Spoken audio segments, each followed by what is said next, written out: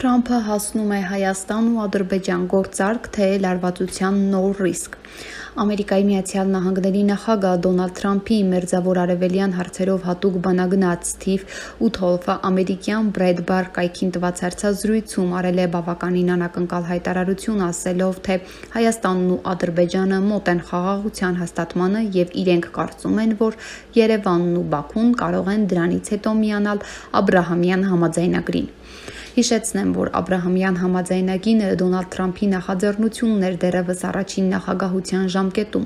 որի նպատակը արաբական երկրների և Իսրայելի միջև բնականոն հարաբերության ձևավորումն էր։ Համաձայնագիրը սակայն թերի է, քանի որ դրան գոնե առայժմ չի մնացել առանցքային արաբական պետությունը Սաուդյան Արաբիան։ Կմիանար արդյոք Ռիադը, եթե Թրամփը պահպաներ ԱՄՆ նախագահի պաշտոնն այդ ժամանակ, բարդ է ասել։ Բայդենի նախագահության ընթացքում Վաշինգտոն-Ռիադ հարաբերությունը լարված էր։ Այժմ Թրամփի վերստին փորձում է սերտացնել հարաբերությունները և արդեն իսկ կատարել է առաջին այցը Ռիադ, ընկելով խոշորագույն ներդրումային պայմանագիր $600 միլիարդ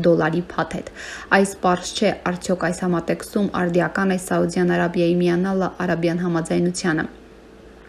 Համենայն դեպս այսօր կան նոր բարդություններ, ինչպիսին է Սիրիան։ Իսրայելը Սիրիայի դեմ կիրառում է ագրեսիա, շարունակում ագրեսիան Գազայում։ Այդ պայմաններում դժվար է պատկերացնել արաբական աշխարհի և ռեգիոնի առաջատար Սաուդյան Արաբիայի միանալը Իսրայելի հետ հարաբերության կարգավորման նպատակ ունեցող համաձայնագիր։ Սակայն առաջանում է մեկ այլ հարց, թե արդյոք Վաշինգտոնը դիտարկում է համաձայնագրի տրամաբանությունն ու էությունը փոխելու տարբերակ,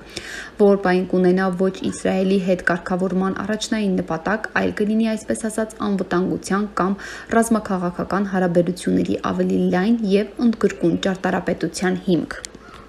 Համենայն դեպս Ուիթհոլֆը հայտարարում է, որ համաձայնագրին կարող են միանալ Լիբանանը և Սիրիան, ինչպես է միանալու Սիրիան, որի տարածքը օկուպացնում է Իսրայելը։ Միևնույն ժամանակ Թրամփը Սաուդյան Արաբիայում կազմակերպել է Թուրքիայի, Սիրիայի, Սաուդյան Արաբիայի ղեկավարների մասնակցությամբ քառակողմ գագաթնաժողով։ Էրդողանը միացել է օնլայն, իսկ արքայազն Բեն Սալմանը և Սիրիայի նախագահը Թրամփի հետ հանդիպմանը ներկա են եղել հենց Ռիադում։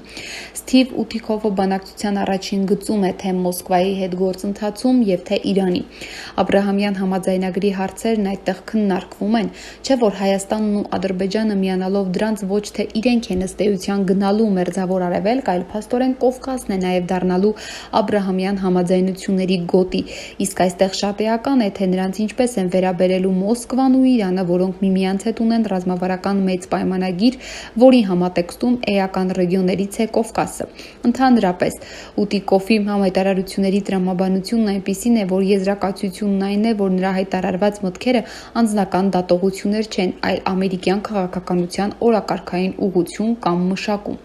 Այս դեպքում ընդհանրապես հնարավոր չէ պատկերացնել, որ այդ մշակումները կարող է կարիքներ կոչվել և դրանք պետք է, որ Մոսկվան ու Իրանը հաստատեն։ Ըստ այդմ, եթե Ուտիկոֆը բարձրաձայնում է ամերիկյան քաղաքականության ոչ թե ցանկություններն, այլ ձևակերպված նպատակ կամ առաջադրանք, ապա դա նշանակում է, որ այդ հարցը դրվելու է ամերիկա-ռուսական գործարքի սեղանին կամ դառնալու է ամերիկա-ռուսական դիմակայության առարկա, ըստ էության վերածվելով ռեգիոնալ լարվածության ռիսկի։